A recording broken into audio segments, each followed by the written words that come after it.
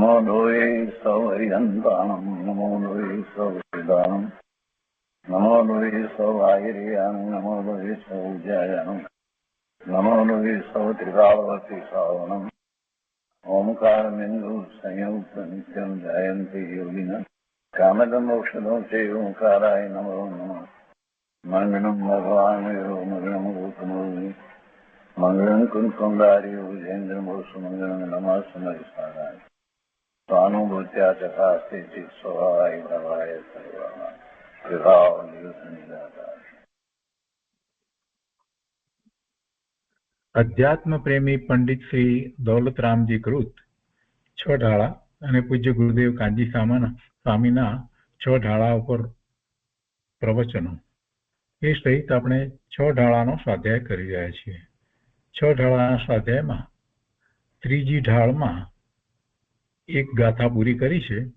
હવે ત્રીજી ઢાળની બીજી ગાથા લઈએ છીએ. નિશ્ચય સમ્યક દર્શન જ્ઞાન ચારિત્રનું સ્વરૂપ એમ કરી અને આ બીજી ગાથા કહી છે. પરદ્રવ્ય ન તઈ भिन्न आप में रुचि सम्यक्त्व भला है आप रूप को जान पनव सो सम्यक ज्ञान कला है आप रूप में लीन रहे थीर सम्यक चारित्र सोई अब व्यवहार मुख मग सुनिए हेतु नियत को कोई. સમ્યક દર્શનની વ્યાખ્યા કરી, સમ્યક જ્ઞાનની વ્યાખ્યા કરી અને સમ્યક ચારિત્રની વ્યાખ્યા કરી. ત્રણ લીટીમાં એ વાત કરીને ચોથી લીટીમાં કહે છે કે હવે એ વ્યવહાર મોક્ષ માર્ગની વાત કરીશું. તો અન્ય અર્થમાં કહે છે કે આપ મેં પરદ્રવ્યન તઈ ભિન્ન રુચિ ભલા સમ્યક્ત્વ. આત્મામાં પર વસ્તુઓથી ભિન્નપણાની શ્રદ્ધા કરવી તે નિશ્ચય સમ્યક દર્શન છે. આત્મામાં પર વસ્તુઓથી ભિન્નપણાની શ્રદ્ધા કરવી તે નિશ્ચય સમ્યક દર્શન છે. આપ રૂપ કો પર દ્રવ્યનતી ભિન્ન જાનપનો સો સમ્યક જ્ઞાન કલા હૈ. આત્માના સ્વરૂપને પરથી જુદું જાણવું પેલી શ્રદ્ધા હતી. હવે કે છે આત્માના સ્વરૂપને પરથી જુદું જાણવું તે નિશ્ચય સમ્યક જ્ઞાન પ્રકાશ છે. અહીંયા કલાનો અર્થ પ્રકાશ કર્યો છે. પરદ્રવ્યનતે ભિન્ન आप रूप में थीर लीन रहे सम्यक चारित्र सोई. પરદ્રવ્યોથી ભિન્ન એવા આત્મ સ્વરૂપમાં સ્થિરતાપૂર્વક લીન થવું તે નિશ્ચય સમ્યક ચારિત્ર છે. અને પછી ચોથી લીટીમાં કહે છે કે અબ વ્યવહાર મોખ મગ સુનિએ નિયત કો હેતુ હોય. હવે વ્યવહાર મોક્ષ માર્ગ સાંભળો કે જે વ્યવહાર મોક્ષ માર્ગ નિશ્ચય મોક્ષ માર્ગનું નિમિત્ત કારણ છે. ભાવાર્થમાં કહે છે કે પર પદાર્થોથી ત્રિકાળ જુદા એવા નિજ આત્માનો અટલ વિશ્વાસ કરવો, એવી શ્રદ્ધા કરવી તે નિશ્ચય સમ્યક દર્શન કહેવાય છે. સમ્યક દર્શન છે તો શ્રદ્ધા છે ને. નિશ્ચયથી કોને તેવી કઈ શ્રદ્ધા અને સમ્યક દર્શન નિશ્ચય સમ્યક દર્શન કહેવાય? તો બહુ સહેલી વ્યાખ્યા કરી દીધી કે પર પદાર્થોથી ત્રિકાળ જુદા, ત્રણેય કાળે જુદા એવા નિજ આત્માનો અટલ વિશ્વાસ એટલે એની એવી શ્રદ્ધા કરવી તે નિશ્ચય સમ્યક દર્શન કહેવાય છે. જો ત્રણ કાળ લીધું છે ભાવાર્થની અંદર, ત્રણ કાળ, ભૂતકાળમાં નહીં, વર્તમાનમાં નહીં, ભવિષ્યમાં પણ નહીં.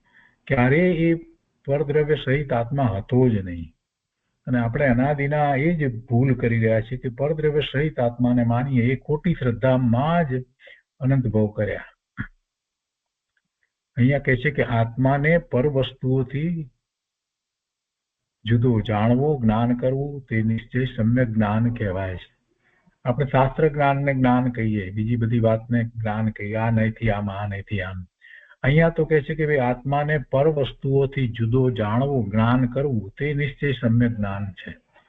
કેટલી સહેલી વ્યાખ્યાઓ કરી છે. પર વસ્તુથી જુદો, ત્રિકાળ જુદો છે એમ શ્રદ્ધા કરવી તે સમ્યક દર્શન, અને પર વસ્તુઓથી જુદો જાણવો એવું જ્ઞાન કરવું તે નિશ્ચય સમ્યક જ્ઞાન કહેવાય. એટલે જ્ઞાન આત્માનું એવું કરવામાં આવે કે જેથી બીજા પદાર્થોથી જુદો એને જ્ઞાનમાં જણાય. એ જ્ઞાનને સમ્યક જ્ઞાન કહ્યું. તથા પરદ્રવ્યનું આલંબન છોડીને આત્મ સ્વરૂપમાં એકાગ્રતાથી મગ્ન થવું તે નિશ્ચય સમ્યક ચારિત્ર કહેવાય છે. કોઈ ક્રિયા વગેરેની તો કોઈ વાત જ લીધી નથી. પરદ્રવ્યોનું આલંબન છોડીને એટલે પરદ્રવ્યો તરફનું લક્ષ્ય છોડીને પરમાં હિત બુદ્ધિ, પરમાં અહિતની બુદ્ધિ, પરમાં સુખની બુદ્ધિ, આ બધું છોડીને આત્મ સ્વરૂપમાં એકાગ્રતાથી મગ્ન થવું તે નિશ્ચય સમ્યક ચારિત્ર, યથાર્થ આચરણ કરવામાં આવે એને સમ્યક ચારિત્ર કહ્યું. એટલે યથાર્થ આચરણ એ જ છે કે પોતાના સ્વરૂપમાં એકાગ્રતા કરવી, અને એમ કરતા આનંદની અનુભૂતિ, શાંતિની અનુભૂતિ વગેરે થાય છે. અને પછી ચોથી લીટીની વાત કરી કે હવે આગળ વ્યવહાર મોક્ષ માર્ગનું કથન કહેવામાં આવે છે. કેમ કે નિશ્ચય મોક્ષ માર્ગ હોય ત્યારે વ્યવહાર મોક્ષ માર્ગ નિમિત્તમાં કેવો હોય તે જાણવું જોઈએ. એટલે પહેલા નિશ્ચય મોક્ષ માર્ગની વાત કરવામાં આવે ને ત્યાર પછીથી વ્યવહારની વાત કરવામાં આવે. વર્તમાનમાં સંપ્રદાયની અંદર ઊંધું ચાલી રહ્યું છે કે પહેલા તમે આ કરો, આ કરો, આ કરો, આ કરો, પછી નિશ્ચયની વાત કરો. હમણાં નિશ્ચયની વાત રહેવા દો. આ ખોટો ઉપદેશ ચાલી રહ્યો છે. ક્રમ એવો હોય જ નહીં. તો આ ગાથા ઉપર પૂજ્ય ગુરુદેવે જે વિસ્તાર કર્યો છે તે આપણે લઈએ. અહીંયા મથાળું આ રીતે આપી છે કે નિશ્ચયથી સમ્યક દર્શન જ્ઞાન ચારિત્રની વ્યાખ્યા. પહેલી 3 લીટીની વાતને મુખ્યતાથી અહીંયા લીધી. ગુરુદેવ કહે છે કે નિરાકુળ સુખરૂપ મોક્ષ તે આત્માનું હિત છે. મૂળભૂત વાત. આ જીવને સુખ જોઈએ છે, અને સુખ ક્યાં હોય, કેવી રીતે હોય અને કેવું હોય, તો કે નિરાકુળ સુખ. એ નિરાકુળ સુખ જે છે એવી જે દશા જે છે તે મુક્તિની દશા, મોક્ષની દશા. એટલે નિરાકુળ સુખરૂપ મોક્ષ હોય. મોક્ષની બીજી બધી વ્યાખ્યા કરતા સીધી વ્યાખ્યા એમ જ કહેવાય કે નિરાકુળ સુખરૂપ જે છે તે મોક્ષ, નિરાકુળ સુખરૂપ મોક્ષ. અને તે આત્માનું હિત છે. એ સિવાય બીજું આત્માને કાંઈ હિતરૂપ છે જ નહીં. અને સમ્યક દર્શન જ્ઞાન ચારિત્ર તે મોક્ષનો માર્ગ છે. એ પહેલા પ્રગટ કરી અને મોક્ષ માર્ગમાં આગળ વધતા છેવટે શાશ્વત સુખની પ્રાપ્તિ થાય છે, નિરાકુળ સુખની પ્રાપ્તિ થાય છે. જીવે પોતાના હિતને માટે આવા મોક્ષ માર્ગમાં લાગવું જોઈએ એમ પહેલી ગાથામાં કહ્યું. હવે તે સમ્યક દર્શન જ્ઞાન ચારિત્ર એટલે શું તેની વ્યાખ્યા અહીંયા આ બીજી ગાથામાં કરે છે. તો ગાથાના અર્થમાં એનો વિસ્તાર કરતા પૂજ્ય ગુરુદેવ ઘણું અધ્યાત્મ સમજાવે છે. ગુરુદેવ કહે છે કે જો આત્માના હિત માટે સત્યાર્થ મોક્ષ માર્ગનું આવર્ણન છે. તેમાં પ્રથમ જે નિશ્ચય સમ્યક દર્શન છે તે પરથી ભિન્ન પોતાના શુદ્ધ આત્માની રુચિ રૂપ છે. નિશ્ચય સમ્યક દર્શનની વ્યાખ્યા કેવી કરી? પરથી, પર પદાર્થોથી, પર બધા પર એમાં આવી ગયા. પરથી ભિન્ન પોતાના શુદ્ધ આત્માની રુચિ રૂપ એને છે. અને આત્માની રુચિ રૂપ આવું સમ્યક દર્શન તે ભલું છે, શ્રેષ્ઠ છે. આત્માના યથાર્થ સ્વરૂપનું જાણપણું તે સમ્યક જ્ઞાન રૂપ વિતરાગી કળા છે.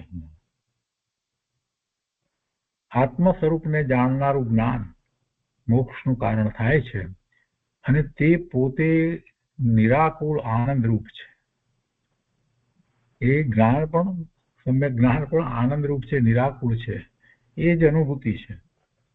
આ રીતે પોતાના આત્માની રુચિ અને જ્ઞાન કરીને પછી તેમાં લીન થઈ અને સ્થિર રહેવું તે સમ્યક ચારિત્ર છે. ગુરુદેવ કહે છે કે જુઓ, આમાં રાગ ક્યાંય ના આવ્યો, શુભભાવની વાત ક્યાંય આવી નહીં, ક્યાંય કોઈ ક્રિયાની વાત ના આવી. મોક્ષ માર્ગના આ સમ્યક દર્શન જ્ઞાન ચારિત્ર ત્રણેય એ રાગ વગરના છે. એમાં રાગ નથી, શુભભાવ પણ નથી, અશુભ ભાવ તો હોય જ ક્યાંથી, પણ શુભ ભાવ એ નથી. આવા મોક્ષ માર્ગને ઓળખીને તેમાં ઉદ્યમમાં નિત્ય લાગ્યા રહેવું જોઈએ. આ રીતે નિશ્ચય મોક્ષ માર્ગ કયો. અને હવે વ્યવહાર મોક્ષ માર્ગ કે જે નિશ્ચય મોક્ષ માર્ગના નિમિત્ત રૂપ હેતુ છે તેનું કથન આગળના શ્લોકમાં કરીશું. ગુરુદેવ કહે છે કે પરદ્રવ્યોથી ભિન્ન પરદ્રવ્ય તરફના વલણવાળા રાગાદી ભાવોથી પણ ભિન્ન. પરદ્રવ્યથી તો ભિન્ન છે, પણ પરદ્રવ્ય તરફના વલણવાળા રાગાદી ભાવોથી પણ ભિન્ન અને પોતાના સ્વભાવોથી અભિન્ન એવા આત્માની શ્રદ્ધા રુચિ તે સમ્યક દર્શન છે. એવી પ્રતીતિ થવી એ સમ્યક દર્શન છે. અનુભૂતિ સહિતની એવી શ્રદ્ધા તે સમ્યક દર્શન છે. માત્ર લુખી કોરી શ્રદ્ધા તે સમ્યક દર્શન કહેવાતું નથી. કેમ કે જેની શ્રદ્ધા કરવી છે એ અનુભૂતિનો વિષય છે, અનુભવમાં આવે એવો આત્મા છે, ને એની શ્રદ્ધા કરવી હોય તો એનો અનુભવ કરીને જ સાચી શ્રદ્ધા થાય. ગુરુદેવ કહે છે કે સમ્યક દ્રષ્ટિ જીવ ગૃહસ્થાશ્રમમાં ઘર વખરી વચ્ચે રહ્યો હોય, કેટલાય પ્રકારે બધી વસ્તુ વગેરે હોય, એની સાથે રહ્યો હોય, ધંધા વેપારમાં હોય કે રાજપાટ વચ્ચે હોય કે કોઈ બીજી રીતે નોકરી વગેરે કરતો હોય,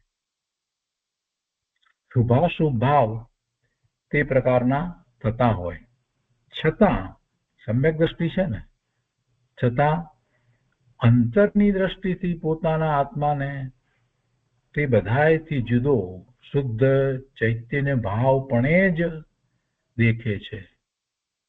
અંતરદ્રષ્ટિથી બધાની વચ્ચે રહ્યો હોય તો પણ પોતાના શુદ્ધ ચૈતન્ય ભાવપણે જ આત્માને દેખે છે. પોતાનો આત્મા કેવો છે? શુદ્ધ ચૈતન્ય સ્વરૂપ છે. બીજી કોઈ રીતે આત્મા સ્વરૂપે શ્રદ્ધતો જ નથી, અને તે પરદ્રવ્યમાં નથી રહ્યો. તેનો સંબંધ હોવા છતાં, પરદ્રવ્ય સાથેનો સંબંધ હોવા છતાં તે સંયોગથી ભિન્ન ચૈતન્ય સ્વરૂપ આત્મા એ પરદ્રવ્યમાં નથી. એ આત્મા એવો ચૈતન્ય સ્વરૂપ આત્મા તે હું છું એમ તે સ્વદ્રવ્યને શ્રદ્ધે છે.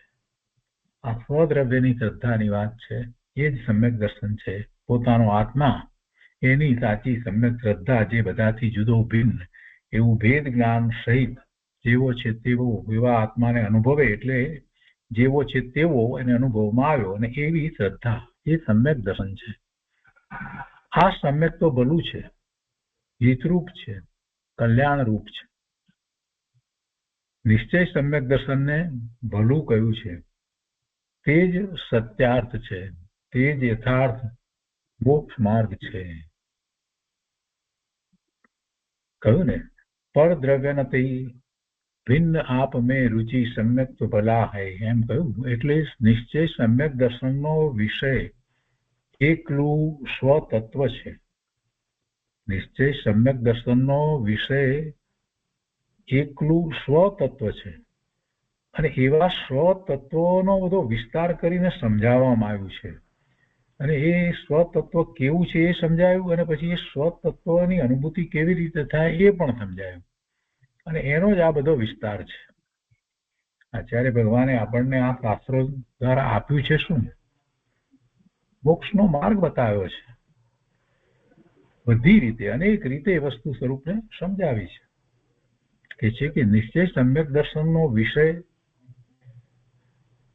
એકલું સ્વતત્વ છે. એમ ના કરવું કે નિશ્ચય સમ્યક દર્શનનો વિષય અનંત સિદ્ધ ભગવાન છે, કે વર્તમાનમાં જે મહાવિદ્ય ક્ષેત્રના વિશે વિરાજમાન છે એવા તીર્થંકર ભગવાન, કેવળી ભગવાન છે, એમ ના કહ્યું. એમ ના કહ્યું.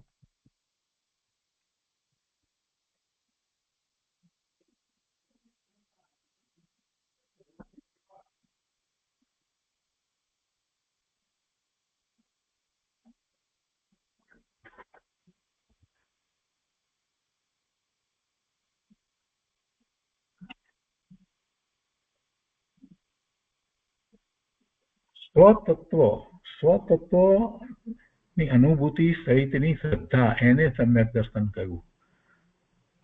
તીર્થંકર ભગવાન કેવડી ભગવાનની શ્રદ્ધા હોય સાથે, પણ એને સમ્યક્ત્વ નથી કહ્યું.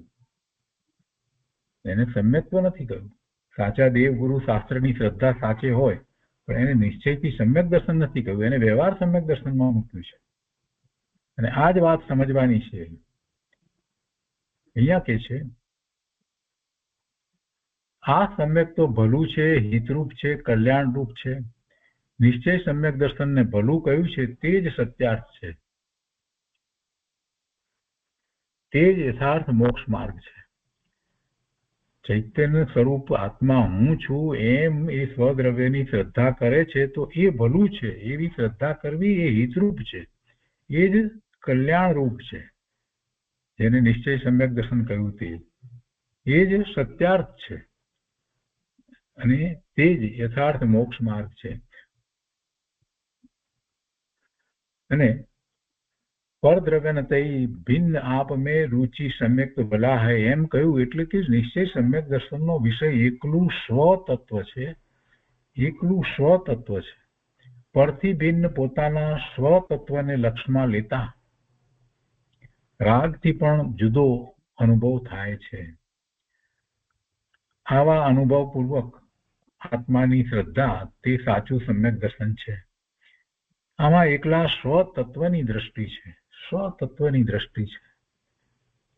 સ્વલક્ષ કરતા જ પરદ્રવ્યો અને પરભાવોની સાથે જે એકતા બુદ્ધિ અનાદિની ચાલી આવે છે, જે એકતા બુદ્ધિ છૂટી જાય છે. સ્વલક્ષ કરતા જ પરદ્રવ્યો અને પરભાવો સાથે એની એકતા બુદ્ધિ હતી એ છૂટી જાય છે. અને આ રીતે સ્વમાં એકત્વ બુદ્ધિ રૂપ આત્મરુચિ તે સમ્યક દર્શન છે. સ્વતત્વની શ્રદ્ધા, અનુભૂતિ પૂર્વકની સ્વતત્વની શ્રદ્ધા તે જ સમ્યક દર્શન છે. તત્વાર્થ શ્રદ્ધાનમ સમ્યક દર્શનમ એમ કહ્યું એનું શું? તત્વની શ્રદ્ધા પ્લસ સ્વ એટલે પોતાનું તત્વ, જીવ તત્વ, એની શ્રદ્ધા. અને એની શ્રદ્ધા થાય ત્યારે બાકીના તત્વોની શ્રદ્ધા થાય. એ વિના બાકીના તત્વોની શ્રદ્ધા ક્યાંથી થવાની છે? જ્યારે એ જીવ તત્વ, સ્વ ચૈતન્ય તત્વ એને જાણે તો બીજા અજીવ શું છે એ જુદું પડે. એટલે અને એને જાણવા માટે અજીવથી જુદો પોતે એવું સવિકલ્પમાં નિર્ણય કરી અને આગળ વધે. અને પછી બાકી તો બીજી પર્યાય છે. બાકી તો 5 પર્યાય છે કે એમ 7 તત્વ છે. આ રીતે સ્વમાં એકત્વ બુદ્ધિ રૂપ આત્મરુચિ તે સમ્યક દર્શન છે. આપ મેં રુચિ, આપ એટલે પોતાનો આત્મા, તેનું સ્વરૂપ ઓળખીને નિર્વિકલ્પ સ્વસંવેદન સહિત તેની શ્રદ્ધા કરવી જોઈએ. નિર્વિકલ્પની વાત ગુરુદેવે અહીંયા લીધી છે. નિર્વિકલ્પ સ્વસંવેદન, સ્વસંવેદનમાં નિર્વિકલ્પ શબ્દ જે મૂક્યો છે એ બહુ મહત્વનો છે. સ્વસંવેદન થાય ત્યારે કોઈ વિકલ્પ હોતા જ નથી. હું શુદ્ધ છું કે હું જ્ઞાન સ્વરૂપ છું એવો કોઈ વિકલ્પ અંદર હોતો નથી. વિકલ્પ નથી, કોઈ વિકલ્પ નથી. પોતાનો આત્મા અને તેનું સ્વરૂપ ઓળખી અને નિર્વિકલ્પ ધ્યાનમાં એ પોતાના સ્વરૂપમાં એકાગ્રતા કરે છે તો સ્વસંવેદન થાય છે. ને એ સ્વસંવેદન સહિત તેની શ્રદ્ધા કરવી જોઈએ. બાહ્ય દ્રષ્ટિથી સંયોગમાં અને રાગમાં આ હું એમ અનાદિથી મિથ્યાત્વ ચાલ્યું આવે છે એવી મિથ્યા માન્યતા છે. એ મિથ્યા માન્યું હતું તે માન્યતા છોડીને પહેલા તો એનો વિચાર કરવો કે આપણી માન્યતા કેવી છે. હું હોશિયાર ડાયો, મને શાસ્ત્રની સમજણ છે, એ બધી વાતને બાજુ પર મૂકવી. હું આમ ક્રિયા કરું, આમ ઉપવાસ કરું, આમ સામાયિક પ્રતિક્રમણ કરું, આમ ખમાસણા લઉં, આ બધું એક બાજુ પર મૂકવું. હું કોણ છું, કેવો છું એનો વિચાર કરવો. કૃપાળુદેવે પણ એ જ માર્ગદર્શન આપ્યું છે. કોણ છું, ક્યાંથી થયો, શું સ્વરૂપ છે મારું કરું. આ તો વાત કરી છે. અને એ વાત શા માટે કરી છે? કૃપાળુદેવે પણ એ જ વાત કરી છે. સમ્યક બતાવવા માટે તે વાત કરી છે. અને એને જ નથી જાણવું. હું એ મિથ્યા માન્યું હતું જ્યાં જ્યાં હું પણ એ બધાને છોડવાનું છે અને માન્યતામાંથી છોડવાનું છે. કે છે કે બાહ્ય દ્રષ્ટિથી સંયોગોમાં અને રાગમાં આ હું એમ મિથ્યા માન્યું હતું તે માન્યતા છોડીને અંતરમાં આ હું એમ નિજ સ્વભાવની પ્રતીત કરતા સમ્યક્ત થયું. પોતાનો આત્મા જેવો છે તેવો ઓળખાણમાં અનુભવ સહિત આવી ગયો અને એકલા શુદ્ધ સ્વભાવમાં જ રુચિનો પ્રવેશ થયો. ત્યાં કોઈ વિકલ્પમાં રુચિ ન રહી, કોઈ વિકલ્પમાં રુચિ નહીં. એટલે તેના અવલંબને આત્માના અવલંબને ધર્મનો લાભ થાય. એટલે અહીંયા રુચિ બીજા પર કોઈ પદાર્થની ન રહી. એટલે કે છે કે કોઈ વિકલ્પમાં રુચિ ન રહી એટલે તેના અવલંબને વિકલ્પના અવલંબને ધર્મનો કાંઈ પણ લાભ થશે એવી બુદ્ધિ ન રહી. માત્ર આત્માના અવલંબને જ લાભ છે.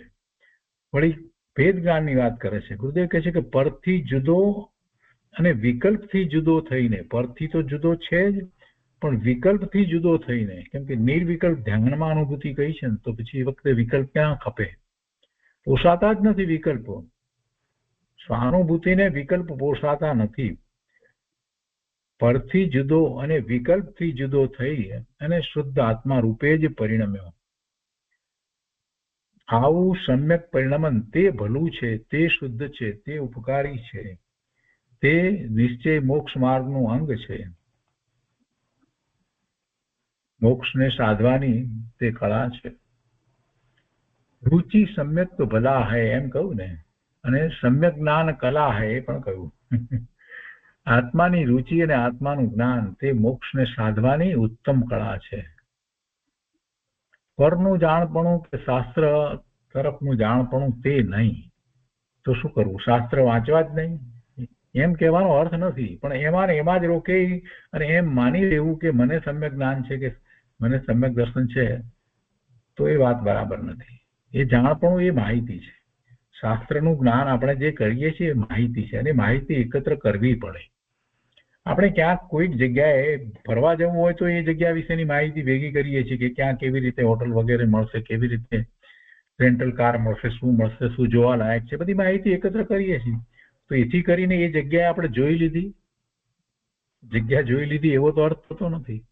તો એવી રીતે શાસ્ત્ર અભ્યાસ દ્વારા આત્માના સ્વરૂપ વિશે બધી જ માહિતી આપણે પ્રાપ્ત કરીએ અને એ કેવી રીતે પ્રાપ્ત કરાય એનો ઉપાય પણ બરાબર સારી રીતે સમજીએ એટલે કઈ સમ્યક દર્શન થઈ જાય છે? ના, એ તો માહિતી એકત્ર કરી.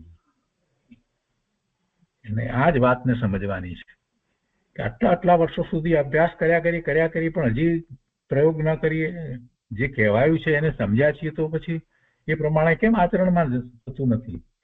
હું શુદ્ધ સ્વરૂપી ભગવાન આત્મા છું તો પછી એવો નિર્ણય કેમ નથી થતો? અને એવો નિર્ણય નથી થયો તો પછી અનુભૂતિ ક્યાંથી થવાની છે? અહીંયા કે છે કે આત્માની રુચિ તે આત્માનું જ્ઞાન અને મોક્ષને સાધવાની ઉત્તમ કળા છે. અને પરનું જાણપણું કે શાસ્ત્ર તરફનું જાણપણું તે નહીં, પણ આ સ્વરૂપ એટલે આત્માનું સ્વરૂપ તેને પરથી ભિન્ન જાણવું તે સાચી જ્ઞાન કળા છે. અને આવી જ્ઞાન કળા દ્વારા જ રત્નત્રયના પરિણામ થાય છે. જે બહારની બીજી અનેક કળા શીખ્યો પણ આત્મજ્ઞાનની કળા તેને પૂર્વે કદી જાણી નથી. આ બાહ્યના ભણતરમાં કેટલા બધા વર્ષો આપણે વિતાવીએ, પરંતુ જે અનંત ભવથી જે મિથ્યાત્વ ચાલ્યું આવે છે અને હજી પણ કેટલાય ભવ થશે, તો એનો વિચાર ન કરી અને આપણે બીજી બધી કળાઓમાં પ્રવીણ થઈએ છીએ. જે કળા જે પ્રાપ્ત કરવાની છે તો આ છે, આત્માનો અનુભવ કેમ કરવો એની કળા. એ પૂર્વે કદી જાણી નથી. જ્ઞાન આત્મ સ્વભાવની સન્મુખ થયું ત્યારે સમ્યક જ્ઞાનની કળા ખીલી, આત્મજ્ઞાન થયું અને મોક્ષ માર્ગ ઉઘડ્યો. આત્મજ્ઞાન પાસે નવતત્વ વગેરેનું વ્યવહારુ જાણપણું ગૌણ થઈ ગયું. આ બધું જે જાણ્યું શાસ્ત્ર દ્વારા જે જાણ્યું એ જ્ઞાન હતું, એ માહિતી રૂપ જ્ઞાન હતું. જ્યારે આત્માનું જ્ઞાન થયું ત્યારે તો પછી એ બધું જે છે તે જાણપણું બધું ગૌણ થઈ ગયું. બીજી રીતે કહીએ તો એમ પણ કહેવાય ત્યારે જે ખરેખર જાણ્યું હતું એ સમ્યક થયું, સમ્યક જાણ્યું એમ કહેવાય. જેણે આત્મા જાણ્યો તેણે સર્વ જાણ્યું, તેને જ્ઞાનની કળા ખીલી. જેણે આત્મા જાણ્યો તેણે સર્વ જાણ્યું. બધી કૃપાળુદેવની કેટલી બધી વાત લીધી છે. કૃપાળુદેવને સમજવા જોઈએ. શાસ્ત્રના અભ્યાસ પછીથી, સિદ્ધાંતોને સમજ્યા પછીથી કૃપાળુદેવના પત્રનું વાંચન, કૃપાળુદેવના કાવ્યનું વાંચન કરવું જોઈએ. એ પેલા આમ નામ કરે એમાં એને કાંઈ પ્રાપ્ત થવાનું નથી. જેણે આત્મા જાણ્યો તેણે સર્વ જાણ્યું, તેને જ્ઞાનની કળા ખીલી. અને હવે આગળ વધી અને કેવળ જ્ઞાન રૂપી પૂર્ણિમા થશે, એટલે પૂર્ણ દશા થશે. મોક્ષનો માર્ગ છે. આગળ કહે છે કે કેવળ જ્ઞાન પ્રગટ કરવા માટેની આ સમ્યક જ્ઞાન કળા છે. તે કેવળ જ્ઞાન સાથે આનંદની કેલી કરે છે. એનો કેવળ જ્ઞાન સાથે સંબંધ છે. એ કેવળ જ્ઞાન ને જ્યારે એમ કહીએ કે પૂર્ણિમા છે, તો આ સમ્યક દર્શન જે થયું એ બીજ છે. તો બીજનો ચંદ્ર જોઈએ તો એમાં પણ આપણને આખો ચંદ્ર, પૂર્ણિમાનો ચંદ્ર કેવો હશે એ ખ્યાલ આવે છે. સર્વગુણાંશ તે સમકિત, એ કૃપાળુદેવે પણ એ રીતે કહ્યું છે કે ભલે ને અંશ પ્રગટ્યો છે, પણ એ સમકિત જે છે એ અંશ છે, છતાં પણ એ અંશ ઉપરથી પૂર્ણતા કેવી હશે એનો ખ્યાલ આવે છે. એટલે કેવળ જ્ઞાનનો કટકો એમ પણ કહેવાયું છે. અનેક રીતે ગુરુદેવે એનો વિસ્તાર કર્યો છે. કેવળ જ્ઞાન પ્રગટ કરવા માટેની આ સમ્યક જ્ઞાન કળા છે. તે કેવળ જ્ઞાન સાથે આનંદની કેલી કરે છે. આનંદની ક્રીડા કરતી કરતી તે કેવળ જ્ઞાનને સાધે છે. આખો માર્ગ આનંદ રૂપ છે. જો ગુરુદેવે એમ કહ્યું, આનંદની ક્રીડા કરતી કરતી તે કેવળ જ્ઞાનને સાધે છે. એટલે મોક્ષનો માર્ગ તો આનંદ રૂપે છે. ગુરુદેવ કહે છે કે આ ચોથા ગુણસ્થાને ગૃહસ્થનું સમ્યક જ્ઞાન તે પણ કેવળ જ્ઞાનની જાતનું જ છે. પૂર્ણ ચંદ્રનો અંશ પણ ચંદ્રની જાતનો જ હોય, તે કઈ ઠીકરું ન હોય. તેમ સમ્યક મતિ શ્રુત જ્ઞાન તે કેવળ જ્ઞાનની જાતના જ છે. તે કઈ રાગની જાતના ઠીકરા જેવા નથી. શુદ્ધ ચૈતન્ય સ્વરૂપ જ્ઞાન તથા કેવળ જ્ઞાનની એક કળા ખીલી. આવી ભેદ જ્ઞાન કળા તે મોક્ષને સાધનારી છે.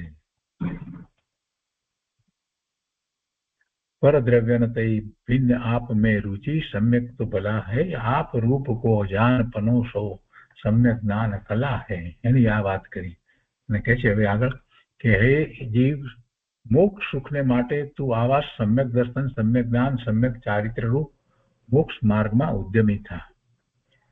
પોતાના આત્માની સન્મુખ થઈ અને આત્માની રુચિ તે સમ્યક દર્શન, આત્માનું જ્ઞાન તે સમ્યક જ્ઞાન અને સમ્યક ચારિત્ર કેવું છે તો કહે છે કે આપ રૂપ में लीन रहे थीर सम्यक ચારિત સોઈ. પરથી ભિન્ન પોતાનું જે સ્વરૂપ રુચિમાં અને જ્ઞાનમાં લીધું, પરથી ભિન્ન પોતાનું સ્વરૂપ રુચિમાં, શ્રદ્ધામાં લીધું, જ્ઞાનમાં લીધું, તો તે નિજ સ્વરૂપમાં સ્થિરતા, લીનતા રૂપ વિતરાગ ભાવ તે સમ્યક ચારિત્ર છે. જો નિજ સ્વરૂપમાં લીનતાને ભગવાને ચારિત્ર અને મોક્ષ માર્ગ કહેલ છે. નિજ સ્વરૂપમાં લીનતાને ભગવાને ચારિત્ર અને મોક્ષ માર્ગ કહેલ છે. શુભ રાગને ચારિત્ર કે મોક્ષ માર્ગ કહ્યો નથી. શુભ અશુભ ક્રિયાઓ તે કર્મના આશ્રવનો હેતુ છે. શુભાશુભ ક્રિયાઓ એટલે કે જે ક્રિયાઓ સાથે જે શુભ કે અશુભ ભાવ થાય છે એ તો કર્મ આશ્રવનું કારણ છે.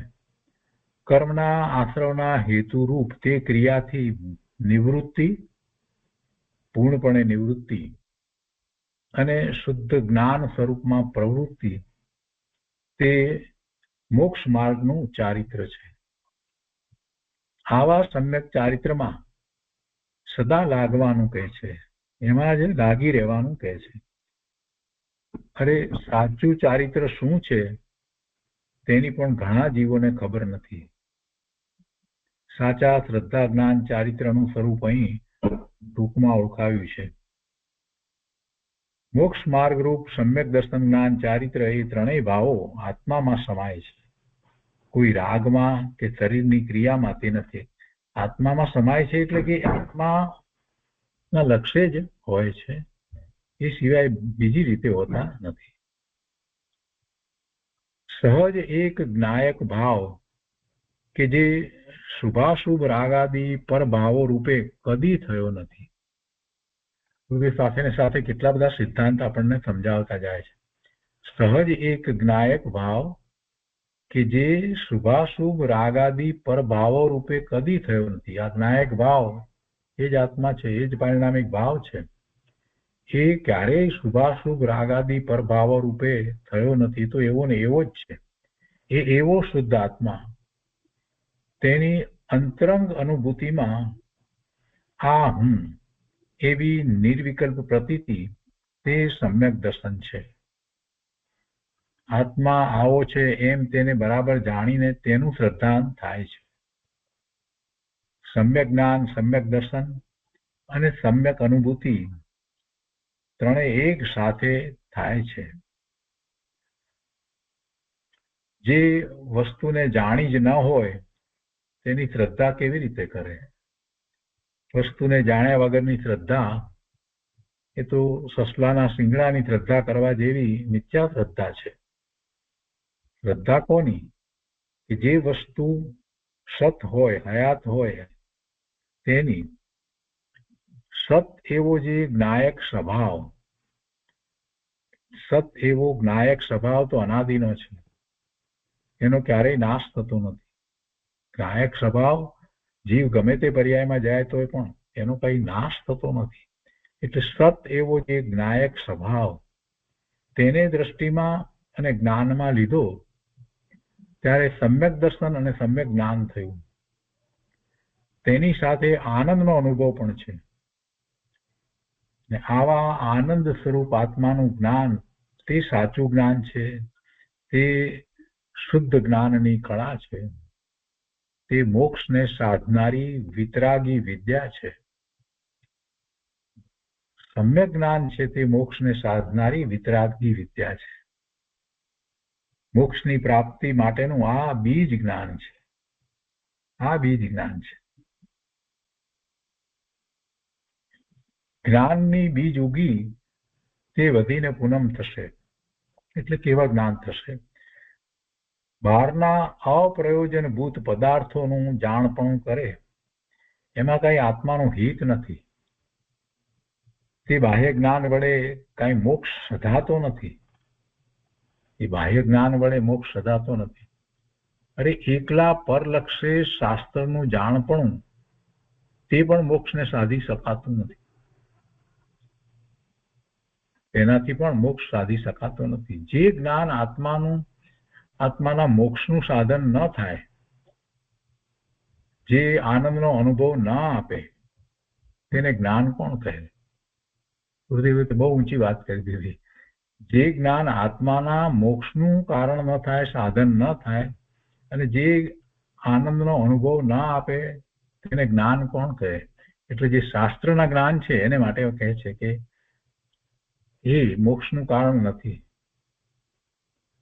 શુદ્ધ આત્મા તરફ વળેલું જ્ઞાન તે જ સાચું જ્ઞાન છે, તે જ મોક્ષને સાધનારું છે અને તે જ આનંદનું દેનારું છે, આનંદનું દાતાર છે. અંતરમાં શુદ્ધ આત્માના આવા જ્ઞાન સહિત શાસ્ત્ર વગેરેનું જ્ઞાન હોય તો એ શાસ્ત્રના જ્ઞાનને વ્યવહારે મોક્ષનું કારણ કહેવાય. ક્યારે કહેવાય? કે જેને સાચો મોક્ષ માર્ગ પ્રગટ્યો હોય ત્યારે એને કહેવાય. શુદ્ધ આત્માની સમ્યક શ્રદ્ધા સહિત નવ તત્વની પ્રતીતિને વ્યવહાર સમ્યક દર્શન કહેવાય. શુદ્ધ આત્માની સમ્યક શ્રદ્ધા સહિત નવ તત્વની પ્રતીતિને વ્યવહાર સમ્યક દર્શન કહેવાય. નિશ્ચય સમ્યક દર્શન જ્ઞાન ચારિત્ર તો શુદ્ધ આત્માની સ્વસત્તાને જ અવલંબનારા છે. તેમાં પરનું અવલંબન જરાય નથી. આવો સ્વાધીન આત્મ આશ્રિત નિશ્ચય મોક્ષ માર્ગ છે. એટલા બધા સિદ્ધાંત સાથે જ સમજાવે કે નિશ્ચય મોક્ષ માર્ગ જે છે તે સ્વને આધીન છે, એમાં કોઈ પરાધીનતા નથી, પરને આશ્રય નથી. અને એ કોને અવલંબે છે? તો કે શુદ્ધ સ્વરૂપને, શુદ્ધ આત્માની સ્વસત્તાને જ અવલંબે છે. આગળ કહે છે કે પરથી જુદું આત્માનું વાસ્તવિક સ્વરૂપ શું છે? પરથી જુદો બોલીએ, પણ પરથી જુદો એટલે એ તો નાસ્તિકથી કથન આવ્યું, પરથી જુદો. પણ કેવો? પરથી જુદો તો બરાબર છે, પણ કેવો? તો કેવો છે એ દ્રવ્યશ્રુતના અભ્યાસ દ્વારા આપણે માહિતી રૂપે જાણીએ છીએ. દ્રવ્યાનુયોગના જે શાસ્ત્રો છે એ દ્વારા આત્માના સ્વરૂપને આપણે જે જાણીએ છીએ તો એ પણ માહિતી રૂપે જાણ્યો છે. વાસ્તવિક તો અનુભવ કરીએ ત્યારે ખબર પડે, એ અનુભવનો વિષય છે. પરથી જુદું આત્માનું વાસ્તવિક સ્વરૂપ શું છે તેના શ્રદ્ધા જ્ઞાન કર્યા પછી જ તેમાં લીનતા થઈ શકે, આત્મામાં લીનતા થઈ શકે. એટલે પહેલા એ જાણવું તો પડે. નિજ સ્વરૂપમાં લીનતા વડે જેટલી વિતરાગી શુદ્ધતા થઈ તેટલું સમ્યક ચારિત્ર છે. નિજ સ્વરૂપમાં લીનતા વડે જેટલી વિતરાગી શુદ્ધતા થઈ તેટલું સમ્યક ચારિત્ર છે. વ્રત સંબંધી શુભ વિકલ્પો તે ચારિત્ર નથી, તે તો ચારિત્ર દશામાં સાથે નિમિત્ત રૂપ છે. વિતરાગતા જ ચારિત્ર છે. શુભ ભાવથી વિતરાગતા પ્રગટ નથી થતી, વિતરાગતા શુદ્ધ ભાવથી પ્રગટ થાય છે. એટલે રાગ શુભ ભાવ તે ચારિત્ર નથી. રાગ વગરના રત્નત્રય જ મોક્ષનું કારણ છે. રાગ તો આશ્રવનું જ કારણ છે, તે મોક્ષનું કારણ નથી. શુભ ભાવ તે આશ્રવનું કારણ છે. આશ્રવ છે તો બંધ છે, તો બંધ જે છે એ તો મોક્ષથી વિરુદ્ધ છે. જે બંધનું કારણ હોય મોક્ષનું કારણ કેવી રીતે હોય? ગુરુદેવ કહે છે કે આવો ચોખ્ખો વિતરાગી માર્ગ તેને ભૂલી ને અજ્ઞાની લોકોએ રાગમાં મોક્ષ માર્ગ માની લીધો. રાગને મોક્ષ માર્ગ માનવો તે તો કાચના કટકામાં મોટો મહાકિંમતી ચૈતન્ય હીરો માનવા જેવું છે. કાચના ટુકડાને હીરો માની એના જેવી મોટી ભૂલ છે. રાગ વડે મોક્ષ થવાનું જે માને છે તેણે તો રાગ જેટલી જ મોક્ષની કિંમત કરી છે. શુભ ભાવથી જ મોક્ષ થઈ જાય, દયા પાડીએ એટલે મોક્ષ થઈ જાય. એટલે શું? એને મોક્ષની કિંમત શું છે? મોક્ષ કેવો છે એનું એને ભાન નથી. વિતરાગી આનંદરૂપ મોક્ષની તેને ખબર નથી. ગુરુદેવ કહે છે કે બાપુ, પૂર્ણ આનંદથી ભરેલું મોક્ષ પદ તે એવું નથી કે તેને રાગમાં મળી જાય. વિતરાગી આનંદરૂપ મોક્ષ માટેની કિંમત પણ કોઈ અલૌકિક છે.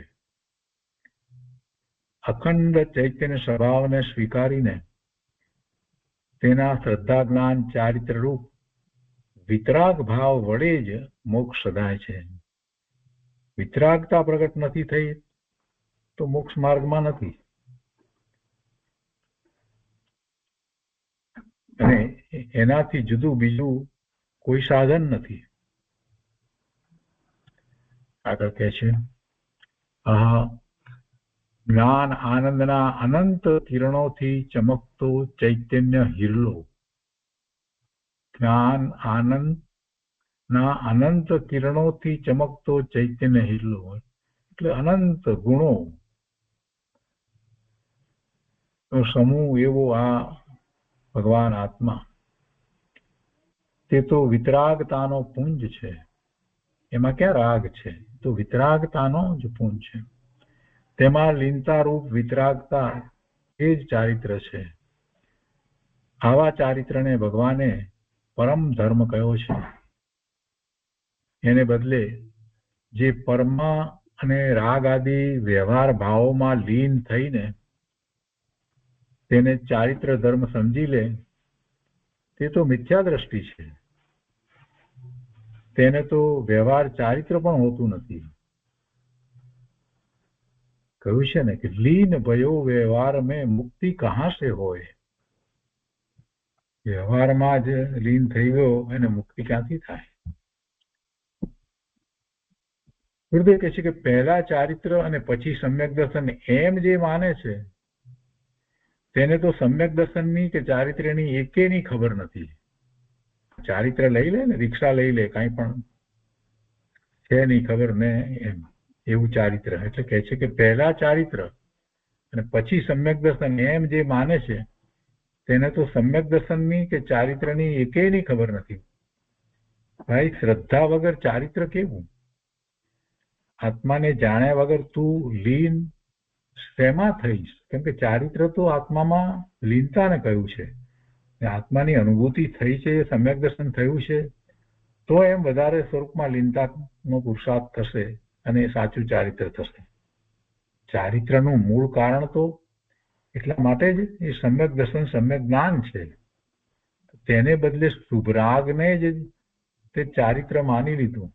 શુભરાગને જ તે ચારિત્ર માની લીધું અને પાછો તે શુભરાગ રૂપ ચારિત્રને તે સમ્યક દર્શનનું કારણ માન્યું. એટલે તારે તો આખો મોક્ષ માર્ગ રાગરૂપ જ થયો. એમાં વિતરાગતા કે શુદ્ધ આત્માનો આશ્રય કરવાનું તો ક્યાંય આવ્યું નહીં. કેટલું તર્ક દ્વારા ગુરુદેવે સમજાવી દીધું. સ્વદ્રવ્યના આશ્રય રૂપ વિતરાગતા વગર મોક્ષ માર્ગ કેવો? મોક્ષ માર્ગ હોય જ નહીં. સ્વદ્રવ્યના આશ્રય રૂપ વિતરાગી પરિણામ થાય તો જ મોક્ષ માર્ગમાં છે એમ કહેવાય. શુદ્ધ આત્માના જ આશ્રય સાચા સમ્યક દર્શન જ્ઞાન ચારિત્ર છે અને તે જ મોક્ષ માર્ગ છે. એ સિવાય તમે તેટલા શાસ્ત્રોનો અભ્યાસ કરે તો કઈ મોક્ષ માર્ગ નથી થતો. વિતરાગતા પ્રગટ થાય ત્યારે મોક્ષ માર્ગ પ્રગટ્યો એમ કહેવાય. અને એ કોઈ પરના લક્ષ્ય થતો નથી, એમાં કોઈ પરાધીનતા છે જ નહીં. સ્વાધીન માર્ગ છે, સ્વના આશ્રય જ થાય છે. શુદ્ધ આત્માના જ આશ્રય સાચા સમ્યક દર્શન જ્ઞાન ચારિત્ર થતા મોક્ષ માર્ગની શરૂઆત થાય છે. એ જ મોક્ષ માર્ગ છે. આગળ કહે છે કે સમયસાર ગાથા 276-277 માં કહે છે કે શુદ્ધ આત્મા તે જ્ઞાન છે, કારણ કે તે જ્ઞાનનો આશ્રય. શુદ્ધ આત્મા તે જ્ઞાન છે કારણ કે તે જ્ઞાનનો આશ્રય છે. જ્ઞાન તેના આશ્રય છે? જ્ઞાન આત્માના આશ્રય છે. અને આત્મામાં મલિનતા નથી. આત્મા શુદ્ધ જ છે. જ્ઞાન પણ શુદ્ધ જ છે. અનંત ગુણ છે, બધા શુદ્ધ જ છે. કોઈ ગુણ અશુદ્ધ થતો જ નથી, થાય જ નહીં. ગમે તે પર્યાયમાં જાય જીવ તો પણ અંદરમાં રહેલા જે ગુણો છે એ એવા ને એવા જ રહે છે. એમાં કોઈ વધઘટ થતી નથી કે કોઈ મલિનતા અંદર પ્રવેશતી જ નથી. એટલે એવા શુદ્ધ આત્મા, એ શુદ્ધ આત્માને જ્ઞાન પણ કહેવાય. તો શુદ્ધ આત્મા તે જ્ઞાન છે કારણ કે તે જ્ઞાનનો આશ્રય છે. શુદ્ધ આત્મા તે દર્શન છે કારણ કે તે દર્શનનો આશ્રય છે. અને શુદ્ધ આત્મા તે ચારિત્ર છે કારણ કે તે ચારિત્રનો આશ્રય છે. જ્ઞાન, દર્શન, ચારિત્ર બધું શુદ્ધ આત્માના આશ્રય જ થાય છે.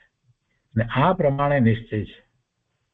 શુદ્ધ આત્માના જ આશ્રય નિશ્ચય, સમ્યક દર્શન, જ્ઞાન, ચારિત્ર છે. એટલે અભેદપણે તે ત્રણેયને શુદ્ધ આત્મા જ કહી દીધો. આગળ કહે છે શાસ્ત્રોનું જ્ઞાન, નવ પદાર્થોની શ્રદ્ધા અને પંચ મહાવ્રતના શુભ ભાવ રૂપ ચારિત્ર. પંચ મહાવ્રતના શુભ ભાવ રૂપ ચારિત્ર તે વ્યવહાર છે. કેમ કે તે હોવા છતાં જો શુદ્ધ આત્માનો આશ્રય ન હોય, સ્વરૂપમાં એકાગ્રતા થતી ન હોય, લીનતા થતી ન હોય, અનુભૂતિ થતી ન હોય, તો સમ્યક દર્શન જ્ઞાન ચારિત્ર નથી હોતા.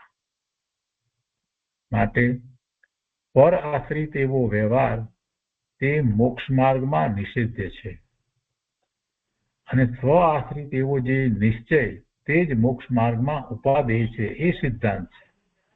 સ્વ આશ્રિત નિશ્ચય, પર આશ્રિત વ્યવહાર. પર આશ્રિત વ્યવહાર જે છે એ મોક્ષ માર્ગમાં નિષિદ્ધ છે અને એમ નહીં કરે તો પછી પર આશ્રય છોડશે જ નહીં. સ્વ આશ્રિત એવો જે નિશ્ચય તે જ મોક્ષ માર્ગમાં ઉપાદેય છે. આ સિદ્ધાંત છે. ગુરુદેવ કહે છે કે પંડિતજીએ સમયસાર વગેરે શાસ્ત્રો અનુસાર આ 6 ઢાળાની રચના કરી છે. દોલતરામજીએ એમને શાસ્ત્રનો અભ્યાસ હતો અને એ દ્વારા એ અનુસાર 6 ઢાળાની રચના કરી છે. સંસ્કૃત અને વ્યાકરણ ભણ્યા વગર પણ સમજાય એવું સાદું આ પુસ્તક છે. આ ગ્રંથ એવો સાદો છે. ટૂંકમાં ઘણી વાત તેમાં સમજાવી છે. મોટા અને નાના બધાને અભ્યાસ કરવા જેવું આ પુસ્તક છે.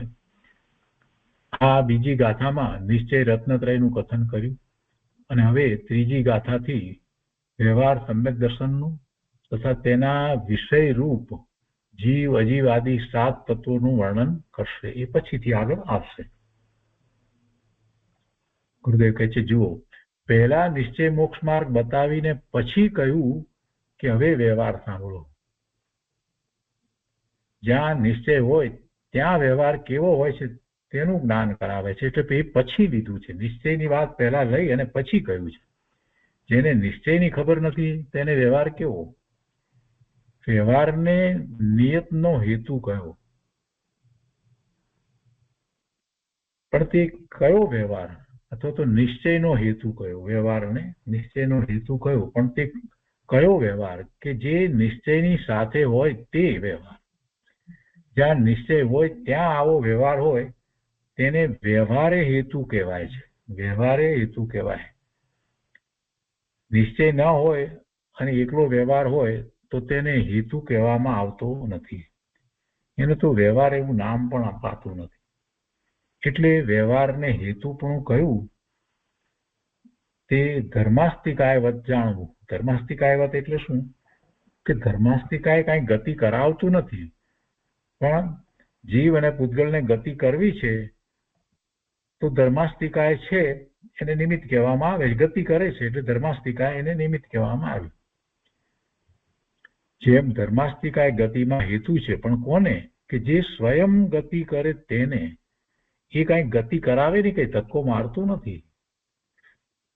જે સ્વયં ગતિ કરે તેને એ નિમિત્ત છે. તો તેવી રીતે આ વ્યવહાર તે નિશ્ચયનો હેતુ છે, પણ કોને? કે સ્વ આશ્રય જે નિશ્ચય ધર્મ પ્રગટ કરે તેને એ વ્યવહાર છે તે નિશ્ચયનો હેતુ છે. એમ વ્યવહારથી કહેવાય. જેણે પંચ મહાવ્રત આદિ વ્યવહારનું તો પાલન કર્યું, પણ સ્વ આશ્રય નિશ્ચય સમ્યક દર્શન આદિ પ્રગટ ન કર્યું તેને તે વ્યવહાર હેતુ પણ ન થયો. જેમ સ્વયં ગતિ ન કરનારને ધર્માસ્તિકાય હેતુ પણ થતું નથી, ધર્માસ્તિકાય નિમિત્ત થતું નથી. પોતે ગતિ કરે તો ધર્માસ્તિકાય નિમિત્ત કહેવાય, પણ પોતે ગતિ ન કરે તો. એ રીતે એ ન્યાયથી એ વાતને અહીંયા સમજાવી કે સ્વ આશ્રય નિશ્ચય સમ્યક દર્શન આદિ પ્રગટ ન કર્યું તો તેને તો પછી તે વ્યવહાર હેતુ પણ ન થયો. જો એકલો વ્યવહાર તે ખરેખર નિશ્ચયનો હેતુ થતો હોય તો મુનિવ્રત ધાર અનંત બાર ગ્રૈવિક ઉપજાયો, પછી નિજ આત્મજ્ઞાન બિન સુખ લેશ ન પાયો. એમ કહ્યું છે ને પંડિતજીએ. જો એકલો વ્યવહાર તે ખરેખર નિશ્ચયનું કારણ થતો હોય તો આવો વ્યવહાર તો ઘણી વાર કર્યો છે. મુનિવ્રત ધાર્યું છે, મુનિ ભિક્ષા ઘણી વાર અંગીકાર કરી છે અનંતકાળની અંદર. અને ગ્રૈવિક ઉપજાયો એટલે કે 9મી ગ્રૈવિક સુધી આ જીવ મુનિ દશાને લીધે જે પુણ્યનો બંધ પડ્યો, એવું ચારિત્ર બાહ્યમાં પાળ્યું એટલે એવો પુણ્યનો બંધ પડ્યો તો એને માટે 9મી ગ્રૈવિક સુધી દેવલોકમાં એ ઉપજ્યો છે. પણ કહે છે કે છતાં પણ પછી નિજ આત્મજ્ઞાન બિન સુખ લેશ ન પાયો. છતાં પણ આત્માના જ્ઞાન વિના, સમ્યક જ્ઞાન વિના એ કાંઈ સુખ પામ્યો નથી. એને ભવના ભ્રમણનો એક કાંટો પણ ઓછો થયો નહીં. પંચ મહાવ્રત આદિ વ્યવહાર અંતવાર કરવા છતાં તે જીવને તે નિશ્ચય, શ્રદ્ધા, જ્ઞાન, ચારિત્રનો હેતુ કેમ ન થયો? આ પંચ મહાવ્રત આદિ બધો વ્યવહાર કે છે કે ઉપાદાન વગર નિમિત્ત શું કરે? ઉપાદાન નિમિત્તના દોરામાં પણ પંડિત ભગવતીદાસજી કહે છે કે ઉપાદાન નિજ બલ જહાં તહાં નિમિત્ત પર હોય, વેદ જ્ઞાન પરમાણ વિધિ વિરલા બુਝે કોઈ. જ્યાં ઉપાદાન પોતાના સામર્થ્ય વડે કાર્ય કરે છે તો ત્યાં બીજા સંયોગ નિમિત્ત રૂપે હોય છે. પોતાનું કાર્ય એ મૂળ દ્રવ્ય જે છે એનું કાર્ય થઈ રહ્યું છે ત્યારે બીજું જે દ્રવ્ય જે છે ત્યાં હાજર જે છે એ અનુકૂળ છે તો એને નિમિત્તનો આરોપ આપવામાં આવે છે. પણ પેલાનું મૂળ દ્રવ્યનું પરિણમન જ નથી તો પછી નિમિત્ત ક્યાંથી કહેવાય? તો બીજા દ્રવ્યને નિમિત્ત કહેવાતું જ નથી. તેમ જ્યાં સ્વદ્રવ્યના આશ્રય રૂપ ઉપાદાનના બળથી નિશ્ચય મોક્ષ માર્ગ પ્રગટે ત્યાં નિમિત્ત રૂપે તેને યોગ્ય વ્યવહાર હોય છે એ વાત સમજાવવામાં આવે છે. અને પછી કહે છે કે આત્મા પર દ્રવ્યોથી સદા જુદો છે.